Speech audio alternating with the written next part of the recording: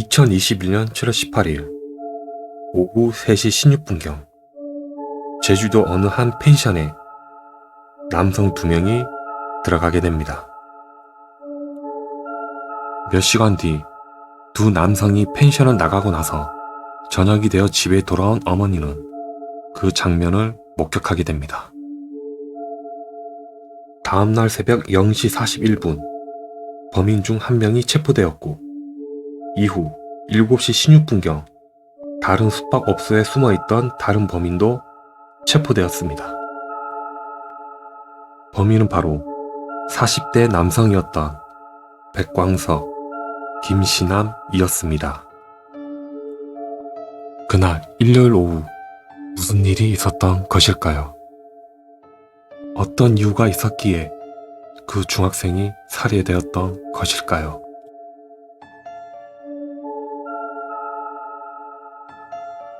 사건은 이랬습니다. 7월 18일 일요일 오후 3시 16분경 제주시 조천읍 한 주택에서 시작되었습니다. 그 당시 피해자 A군은 손발이 묶여 있었고 사인은 경부 압박에 의한 질식사였습니다. 피해자 A군을 살해한 뒤 범인들은 범행 도구를 주변에 버리고 도주하였습니다. 이후 저녁에서야 집에 돌아온 어머니는 이 놀라운 장면을 목격하고 경찰에 신고했습니다. 경찰은 피의자들에 대한 추격이 시작되어 7월 19일 피의자 김신남이 먼저 주거지 인근에서 체포되었습니다. 그리고 오후 7시 26분경 남은 한 명 백광석은 제주시 한 숙박업소에서 체포되었습니다. 체포된 두 피의자는 7월 20일에 구속영장이 발부되어 구속되었습니다. 이들의 잔혹한 범죄에 유족들과 제주 시민들은 경찰의 안이한 초동 대응과 범인들의 잔혹한 범행 수법 모두를 비판하였고 그로부터 7월 26일 두 피의자는 신상이 공개되었습니다.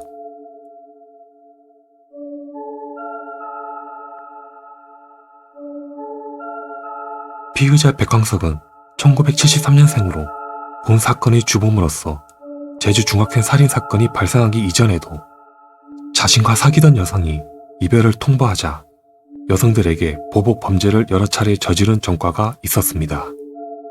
자신과 사귀던 여성이 이별 통보를 하자 집에 불을 질렀고 2010년에 다시 찾아가 폭행을 하여 징역 2년을 받은 전과자입니다.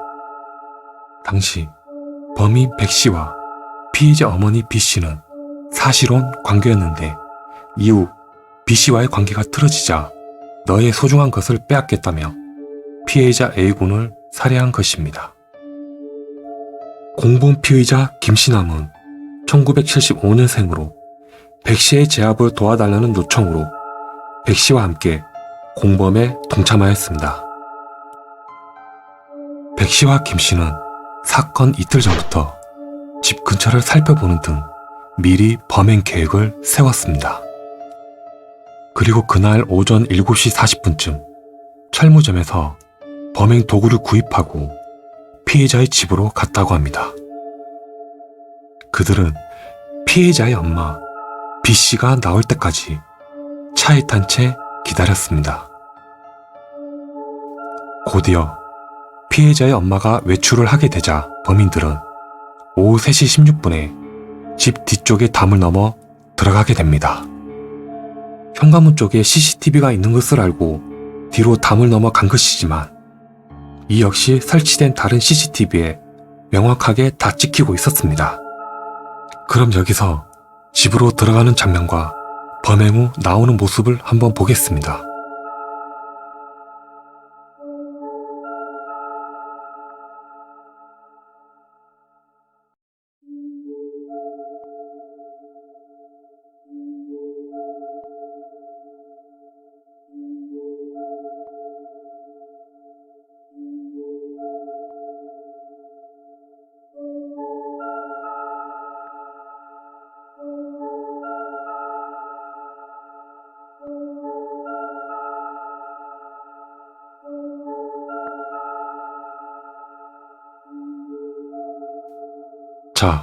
어떻게 보셨나요?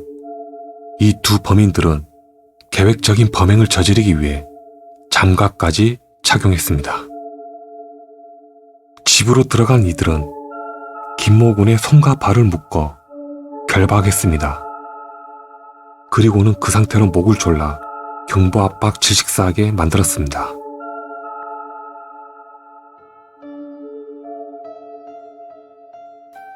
주범 백광석은 피해자의 모친 B씨와 사실혼 관계였을 때에도 여러 차례 협박과 폭행을 일삼았다고 합니다.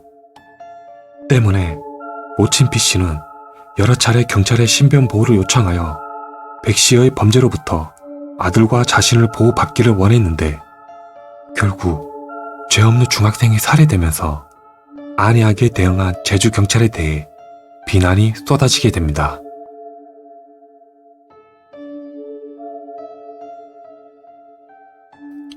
(2021년 12월 9일) 제주법원은 백광석에게 징역 30년, 김씨남에게 징역 27년을 각각 선고했습니다. 또한 전자발찌 부착 명령 10년을 선고했습니다. 그런데 이 두 피의자들은 형량이 너무 무겁다며 항소장을 제출했습니다. 하지만 대법원은 항소장을 기각합니다. 시청을 해주셔서 감사합니다. 다음 영상으로 찾아뵙겠습니다.